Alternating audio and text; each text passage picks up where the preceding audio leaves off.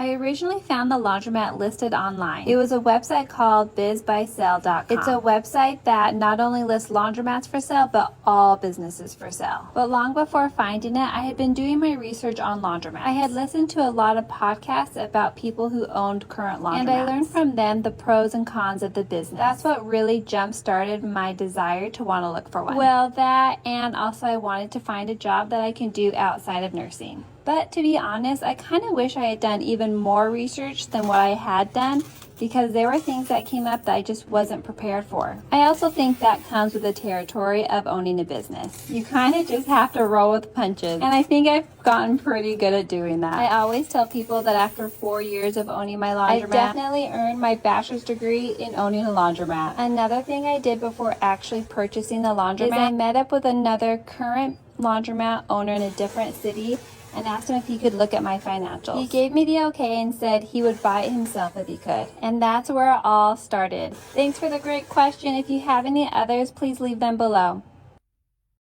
There are a few things that's really hard about owning a laundromat, and some of those hard things may be easier for another owner versus me. But after 6 months of owning my laundromat, I started to pick up and delivery, and that has been by far the hardest. But of course, now looking back on it, I'm so glad I did it, because my business would not be where it's at if I hadn't have started. To be more specific, it was very hard to figure out how much staff I needed to have available to be able to accomplish the amount of laundry that we just picked up. But I have learned with time, and now that part of the business is pretty easy to me. Another thing that's been hard for me is figuring out what is my ROI on improvements to the laundromat. For example, getting credit card acceptors. Will the cost of getting them be worth it? Will my customers actually use it enough to pay for that expense? And same with buying new machines. Getting new machines are really expensive, so making sure that my customers will love them, use them more, to be able to pay off the loan that I'm paying every month for them. And lastly is always being prepared for the absolute worst that could happen. Owning a business is risky, and at the end of the day, everything falls on you.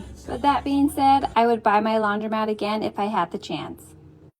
Monthly expenses for owning a laundromat can kind of add up depending on the time of year. We are way busier in the winter months versus the summer months, and it definitely reflects in my utility bills. Plus, I have 2 vehicles that we use to pick up and deliver all of our laundry orders. But I have to admit, I do have a bookkeeper that helps me track all of my expenses, so she has been a huge lifesaver to running my business. My water bill can range between $1,500 to $1,800 a month. My gas bill is about $500, and then my electric bill kind of ranges around the $1,000 range. My biggest expense each month though is by far payroll. Then my next biggest expense is rent. I lease my laundromat in a strip mall, and so I do have a landlord. If you can get away with buying a laundromat that includes the real estate, I highly recommend it. But in my case, there was just no way possible, but it still worked out. Another expense I make each month is on insurance, and that includes my business, my machines, as well as both of my vehicles. Then just yesterday, I had to have a repair guy come out and help me. There were a few machines that I couldn't fit, and that bill cost me about $500. And lastly, my last bill that I pay each month is I put a little money aside each month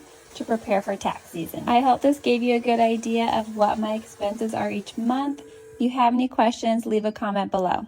I'm just a regular girl who quit her nursing job to buy a laundromat, and I want to tell you the story of how I found it. At the time, I had been working as a nurse for over 10 years, and I was just getting a little tired. And if you're a nurse watching this, you know what I mean. But I just knew deep down that I couldn't do nursing forever. I needed to find something different. So that's when I started looking around to see what other options I had. And none of those options included going back to school, so there had to be a business involved. But the scary part was that I had no business experience, but for some reason that did not deter me at all. My first step was listening to business podcasts, and then eventually I found a website called bizbysale.com where they list local businesses in my area for sale. And that's when I found my laundromat. I asked a friend to come with me to check it out because I had never even stepped foot in a laundromat before. But my first thought right when I walked in was, I could do this. This is totally doable. I think being naive can sometimes be a very good thing. At the time, I definitely didn't know what I didn't know, which was good because maybe I wouldn't have done it had I known. And what I mean by that is not knowing how hard that first year would be on learning to own a business. But from there, I contacted the broker and he sent me the financials of the business. And I sent those financials to multiple people that I knew were very intelligent in business and had them go through the numbers with me. I felt very confident at this point and went ahead and made an offer. I had 30 days of due diligence to go through the current owner's numbers to make sure everything lined up. And then at the end of the 30 days, the laundromat was mine. And that's the story of how I first found my laundromat.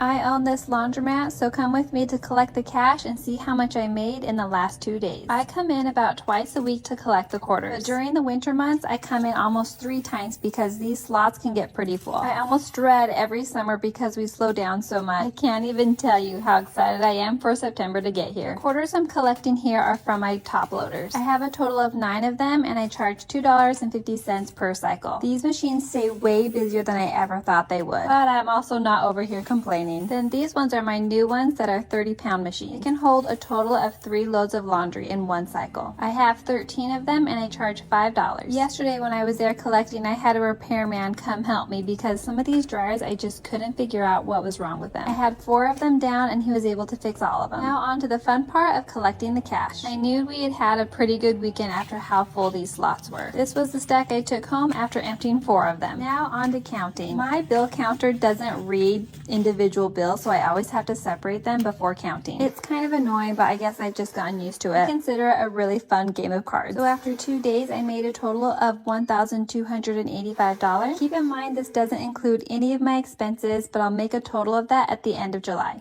I own this laundromat and I bought it for $300,000 almost 4 years ago. Around the time that I had bought it, I had been looking at all different types of businesses. I had been looking at storage units and mobile home parks. I really wasn't that picky about the business as long as it cash flowed. So I guess you can say I'm not exactly passionate about laundry, but I'm passionate about the business and how much it makes. There's definitely a big difference between the two, but I'm really glad how it worked out and that I went with the laundromat. What I didn't know about the laundromat before I purchased it was the amazing additional revenue I could add to it by starting the pickup and delivery. There is no additional revenue if you purchase a mobile home park or a storage unit, at least not the type of revenue you can with a laundromat. And when I bought my laundromat, I had no clue about this. It wasn't until later that I learned about the pickup and delivery side of the business and exactly how profitable it could be. So I may have bought my laundromat for $300,000, but now with the pickup and delivery side of the business, the value of my business is much more. I could sell it for a much higher cost, which is something that's very exciting to think about,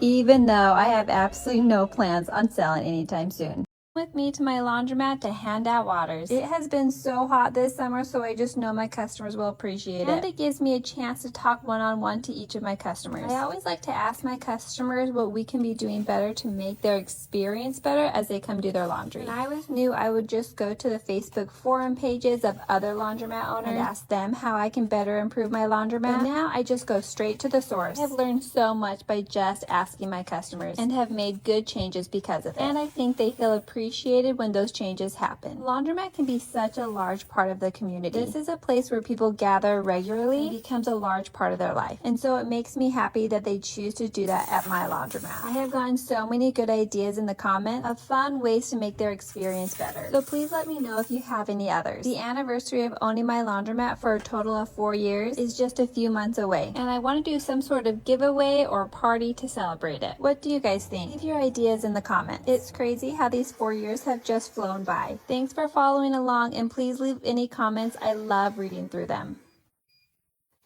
I own this laundromat and I bought it for $300,000. I want to talk about all the side hustles you can add on if you were to own a laundromat. What I mean by side hustles is extra services or things you can sell in your laundromat to make more money. The first thing is the most common one, and that is a vending machine. It's very obvious that I've been bad at restocking it. But if I stay on top of it and I'm regularly restocking it, I can make an extra few hundred every month. The next one is my favorite, and that is ironing. We iron table linens and napkins for local wedding venues and event centers. Of course, this is a much bigger investment because you have to buy an iron, which don't come cheap. But in my experience, it's been very worth it. In my area, there's not very many iron, and so I don't have a lot of competition to compete with. Plus, the profit margins for table linens are a lot higher than regular laundry. That is because we charge per linen instead of per pound. Another common side hustle is having an ATM in your store. I don't currently have one in mind, but I have heard of others doing it. Another small side hustle we do is we also sell laundry bags to our customers. We generally sell about 3 to 4 a week. And the last one that I think is the most interesting is a dog wash set up right outside your laundromat. I wish I knew more about this, but I recently talked to a few owners who are currently doing it and they love it. Apparently they make really good money off of it. And those are all the side hustles I can think of. If you have any other ideas, please leave them in the comments. I would love to hear them.